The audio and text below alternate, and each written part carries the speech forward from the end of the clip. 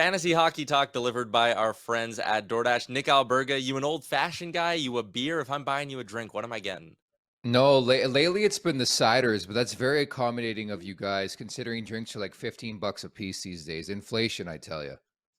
Yeah, I know. I wouldn't be buying one for you in Toronto. You can come out to Alberta to get your drink from me where things are a Deal. little cheaper.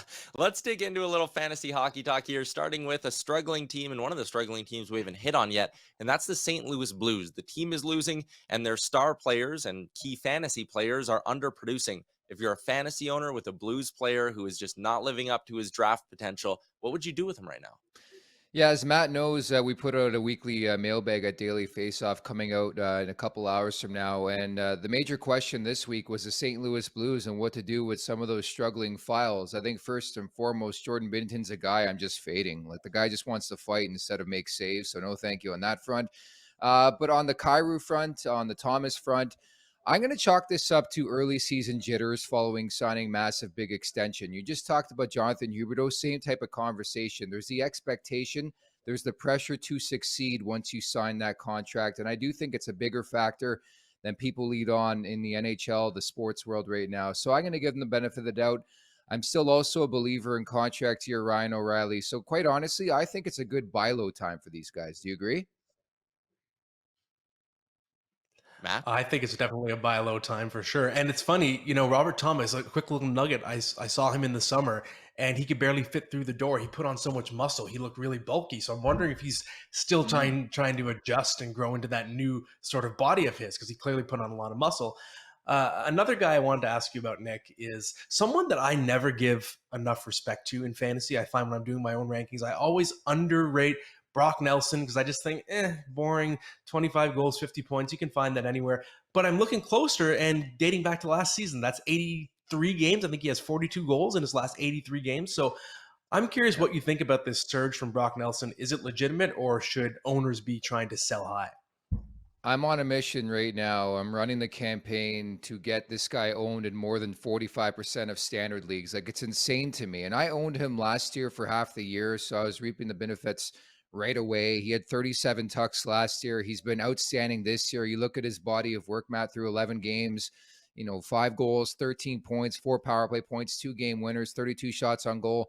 So it's not like he's just doing one thing, like he's category stuffing too, which you love to see in fantasy hockey. He's been playing with Lee and Beauvillier. They've been lighting it up. And I think in general, it's a much different team under Lane Lambert. And it starts with a goaltender. I think you're smiling right now if you took a flyer on Elias Sorokin. But I think in general, when you look at Brock Nelson, I think you hit the nail on the head. People think boring. They think New York Islanders. But this guy has been really, really producing once again this year for fantasy owners. Yeah, he's been tremendous out on Long Island. Moving to the situation between the pipes, Jeremy Swayman down in Boston. Who are some maybe waiver wire options between the pipes that people could take a look at if they need help there? Yeah, and Maddie, I heard your thoughts as well. New Jersey's tandem. I'm feeling the same way, but then Blackwood gets hurt last night. I just don't know why. I know the analytics check out on this Devils team. I just can't get to that level where I expect them to be a playoff team. Although that was a really damn impressive win against Edmonton. So that's where I would start. Vitek Vanacek, I think, is a suitable replacement opposite. Right now for a guy like Jeremy Swayman, 4-1-0, 2.06, 9-11, one shutout. And I think the Devils overall, as we mentioned, look really, really strong. Dougie Hamilton, I think, had 30,000 shots on goal last night. He was shooting from everywhere, but he looks like a better player this year. Ditto for Hughes, Heischer, along those lines. There's a lot of more depth on that roster. So I would look at the Devils. I would also look at Scott Wedgwood, not really owned right now, but Jake Ottinger's banged up. I brought him up in my risers and fallers column back on Monday on Daily Faceoff. He's going to get the brunt of the workload here with Ottinger on the shelf, and so far so good. Even got the revenge victory against the Arizona Coyotes last night.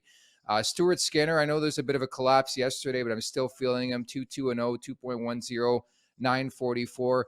And as you guys mentioned, do not sleep on the Seattle Kraken, man. Like last year, my motto was fade the Kraken. This year, it's take the Kraken. I'm always hesitant on Martin Jones, but the last little while, he's been their number one guy. He's won 3 of the last 4, and he's coming off a shutout against the Minnesota Wild. So there are some options out there for Swayman owners. Yeah, Martin Jones with a surprising shutout of the Minnesota Wild last night. Would hate Mm. to be someone who bet on the Wild to cover the puck line last night. That sucked. Anyways, I saw Nick, that. I saw that tie, and I'm like, I can't get to that level. Seattle's stung me quite a bit this year already.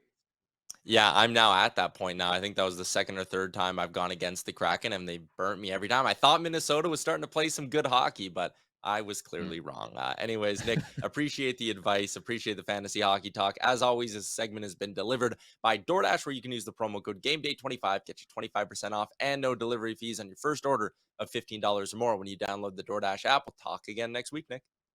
I'll wait for that drink right now on DoorDash. Thanks, guys.